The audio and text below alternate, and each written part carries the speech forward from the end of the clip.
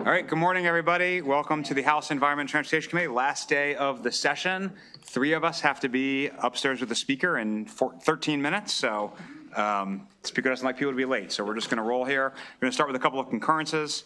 House Bill 517 is my bill. It was the work group on the reorganization of the Maryland Transit Administration. Working with the administration, the Senate is accepting some amendments to lengthen the amount of time that the study has to be done, making sure DLS and MDOT, or the Department of Transportation, are doing the study, or staffing the work group, I should say, and making sure that Department of Legislative Services and the department are submitting draft legislation based on the outcome to the presiding officers and a couple of other changes like that. So I'd move to concur with the Senate amendments. Any discussion? All right, all in favor, signify by saying aye. Aye. Anyone opposed? Okay, we have concurred. Next is House Bill 49. This is the Building Energy Performance Standards. First, let me thank Delegate Stein and the Environment Subcommittee for their significant work on this, which the Senate, in their infinite wisdom, did not see fit to just rubber stamp. And so they have come back striking the various waiver provisions that we put in place, striking the addition of the alternative compliance fees for energy use intensity, and instead worked with the Department of the Environment to create a study requirement for energy use intensity to see if they should follow actually what Montgomery County does, which is just have the energy use intensity. The bill does not change the current years or percentage requirements, but it does require MDE to do this study over the next 18 months. It does keep in place, I should just tell you all, the exemptions that we put in for hospitals and those national security facilities. So those exemptions are in, the waiver provisions are not in, so we will certainly be back here next year or the year after to do waiver provisions because there's no way to do this without waiver provisions, but given the hour, I would move to concur with the Senate amendments. Any discussion? And all in favor? So, I'm sorry, Delegate Foley. Thank you, Mr. Chair. Are there provisions for allowing for county BEPS to be recognized by MDE? Is that still in the bill? I assure you, Delegate Foley, that I am not moving to concur with something that does not take care of the county you and I both call home. Thank you. Any further discussion? All right, all in favor, signify by saying aye. Aye. Okay, anyone wish to record in opposition? Okay, that passes. We will have more concurrences throughout the day. It's going to be a little ad hoc like it always this time of year. I'll try to keep you informed by text if we're doing anything significant. But with that, we do have one bill on our voting list, SB 42. This did not go through subcommittee. So Chair Stein, I don't know if you want to present it or you want me to, but. I can present. Thank you, Mr. Chair. The bill requires MDE to designate certain watersheds and other headwaters and tributaries as interjurisdictional flood hazard watersheds and defines the terms headwater stream and interjurisdictional watershed for purposes of certain flood hazard management laws. The sponsor has an amendment to alter the bill's definition of a headwater stream. Any questions? Delegate Allen. Thank you, Mr. Chair. Chair Stein, I have a few questions as we weren't able to go over this in subcommittee, as you know. So first of all, given the amendment, do we know, is the opposition still in that posture? Are they still opposed? I believe it is. Is that correct? I haven't heard anything. Okay. Okay, that was my first question. Yeah, I also, sorry, Delegate, I did reach out to some of the people who testified in opposition, and they remain opposed and concerned, despite the efforts of the sponsor to address that by amendment. Okay. MDE, though, I believe is neutral, so I should share that as well. Okay. Yeah, I think the main opposition was Affordable Housing Coalition. If you could, Mr. Speaker Pro Tem, just kind of tell us a little bit, what does the law do that isn't already currently in code or county regulations? Is it adding anything to it, or is it broadening definitions? Well, I mean, again, the amendment does define a headwater stream.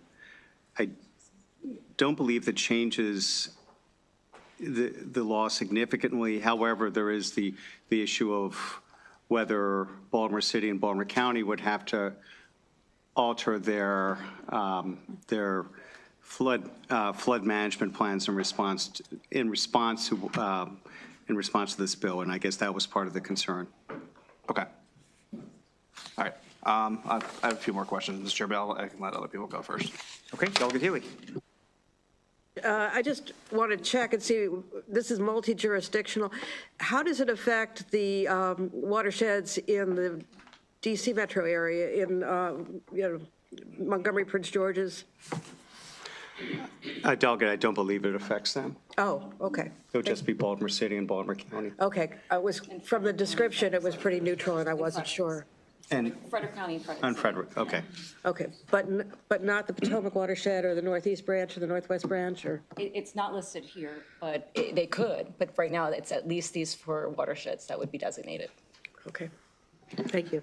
Also, just taking a brief pause on this bill, I forgot to mention up front, SB 856, which is the mold bill, we have an additional committee amendment. It is not Delegate Foley's amendment, so I'm hoping, Delegate Jacobs, you can maybe share with the members on your side. It's just to change what subtitle of the real property article the provision goes under, and that's to address some of the questions we had on the floor about what types of residential leases that bill applies to. So I don't want anyone to think when Dana gets up, when Delegate Stein gets up to introduce a committee amendment, that we're trying to sneak through, anything that we discussed last week. This is a simply moving which subtitle the bill is under. And if anyone has any questions about that, please grab me, but I meant to say that at the top of the meeting and forgot to mention it. So with that, let me turn to Delegate Guyton. Thank you, Mr. Chair. Mr. Speaker Pro Tem, did Baltimore County have an opinion on this bill at all? We're trying to look we don't see anything in here. Yeah, I don't Okay. believe so. So no opinion one way or the other. Okay, thank you very much. I appreciate that. Delegate Stewart. Thank you, Mr. Chair. If I recall this hearing correctly, it was only about a week ago, so I think I do. There was some confusion or disagreement between, I think, the various witnesses about whether this bill amounted to a simple codification of existing law or whether it actually did provide some sort of substantive difference. And at least at the conclusion of the hearing, we didn't really, got to the bottom of that. So I guess my question for the pro tem / subcommittee chair is whether or not we did get to the bottom of whether this is a mere codification or a substantive change. I don't think we did. Okay, thanks. Delegate Jacobs. Thank you, Mr. Chairman. I do have several concerns with the bill. I know there are amendments that dealt with the definitions, which I guess it's a new G, H, that dealt with the definitions. When you go back to MDE's letter of information, they were concerned about the definitions. So I guess the definitions are in the bill, but it's still not clear whether it's potential conflicts. The fact that all there is a definition, whether there's a existing conflict there with those. And more importantly, if you look at the MDOT letter, it talks about how this would then take it to the Maryland Department of Environmental Dam Safety Division, which has indicated, recently affirmed, if a state highway administration project seeking approval from MDE Dam Safety Division, elements of the project subject to MDE's review will not be eligible for reimbursement of federal funding. This in turn will require state to backfill these projects exclusively with state dollars, reducing overall funds for capital projects statewide and the department's ability to further leverage federal funds, which for me, in my district, is a serious problem, given the cutback of capital projects all through my area. So I'm very concerned with that portion of the testimony from MDOT. I also like federal funds, so Kristen, do you have something you want to add about the MDOT letter? I did check in with MDOT. That's true. MDOT did submit testimony in EE committee. I reached out, and they no longer have the opposition. They had maybe had misread the bill, and they're now taking no position on the bill. And the third thing, Mr. Chairman, in the original bills that it was introduced, there is about $149,000 fiscal note. Has that changed? So I don't think there's any amendment that changes the fiscal note, but that's a good point. We did send this down to appropriations, right? Sure. And we sent this to appropriations. Also, we did hear from MDE in their testimony to this committee that if the bill did end up requiring them to review additional plans, if they could handle it with existing budgeted resources. Okay, but did we hear back from appropriations? We did not hear back from appropriations. Okay. Thank you for listening to my questions and concerns. Okay, I guess we'll go second bite at the apple for Delegate Allen.